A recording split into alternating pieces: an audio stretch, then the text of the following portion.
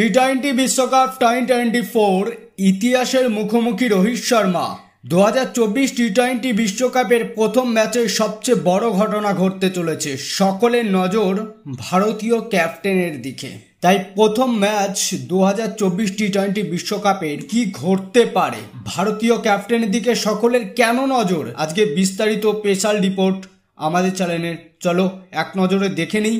আর এখনো তুমি চ্যানেলটা না সাবস্ক্রাইব করে থাকলে প্লিজ ভিডিওটা ভালো লাগলে চ্যানেলটা সাবস্ক্রাইব করা যেতে পারে এবং এটির সঙ্গে একটা লাভ রিঅ্যাক্টও তোমরা দিয়ে যেও যদি ভালোবেসে দেখো আমাদেরকে। যেখানে 2024 টি-20 বিশ্বকাপ আমেরিকা ও ওয়েস্ট ইন্ডিজের বুকে স্টার্ট হয়ে গেছে এবং সেখানে প্রথম ম্যাচ আমরা দেখেছি আমেরিকা কত বড় একটা জয় দিয়ে শুরু করেছে, কারণ আমেরিকাতে প্রথম এবং তারপরের ম্যাচগুলো ওয়েস্ট ইন্ডিজে রয়েছে এবং সেই জায়গায় দাঁড়িয়ে ফার্স্ট আমেরিকা জয় দিয়ে শুরু করেছে এবং যারা হোস্ট টিম তারা জয় দিয়ে শুরু করেছে, ভীষণ একটা ভালো নিউজ।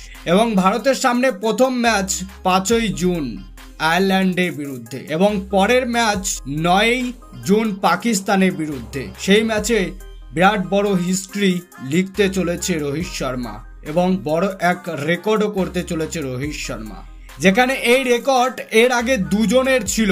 এক হচ্ছে শ্রীলঙ্কার প্রাক্তন প্লেয়ার মহিলা জয়বর্ধন এবং বিরাট কোহলি টিম ইন্ডিয়ার, এবং এরই সঙ্গে আরো এক প্লেয়ার টিম ইন্ডিয়ার, সে তার নাম যুক্ত করতে যাচ্ছে এই রেকর্ডের সঙ্গে। যেখানে বর্তমানে 2024 টি-20 বিশ্বকাপে রোহিত শর্মা প্রথম ম্যাচ আয়ারল্যান্ডের বিরুদ্ধে, সেখানে রোহিত শর্মা মাত্র 37 রান করলে এক অনজির ইতিহাসের নাম লেখাবে তার নিজের, কারণ সে 2024 টি-20 বিশ্বকাপে মাত্র 37 রানে বাকি রয়েছে ইতিহাসের নাম লেখানোর জন্য।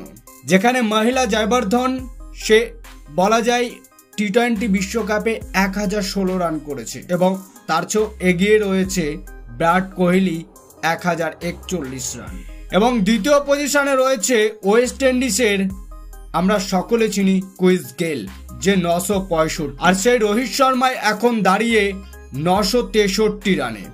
এবং প্রথম ম্যাচ আয়ারল্যান্ডের বিরুদ্ধে, সেই ম্যাচে মাত্র রোহিত শর্মা যদি 37 রান করতে পারে তাহলে রোহিত শর্মা তার 40 নম্বর টি-20 ম্যাচ খেলে 1000 রান পূর্ণ করবে এবং এরই সঙ্গে সে তৃতীয় প্লেয়ার হিসাবে নাম লিখবে, যেখানে ভারতীয় প্লেয়ার হিসাবে দুটো স্থান চলে যাচ্ছে বিরাট কোহলি এবং রোহিত শর্মা। এবং এরই সঙ্গে বললাম যে প্রাক্তন প্লেয়ার শ্রীলঙ্কার মহিলা জয়বর্ধন রয়েছে সেকেন্ড পজিশনে। এবং যদি 37 রানের বেশি স্কোর করে রোহিত শর্মা, সেই ক্ষেত্রে আমরা দেখতে পাবো মহিলা জয়বর্ধনের রেকর্ডটাকেও পেরিয়ে যাবে রোহিত শর্মা। এবং সেই হিটম্যানের দিকে সকলের এখন নজর, সেই হিটম্যান আরো একবার নতুন ইতিহাসের সামনাসামনি এবং সেই নতুন ইতিহাসটা লিখতে পারে কিনা। তা তোমাদের কি মতামত অবশ্যই কমেন্ট বক্সে কমেন্ট করে জানিও।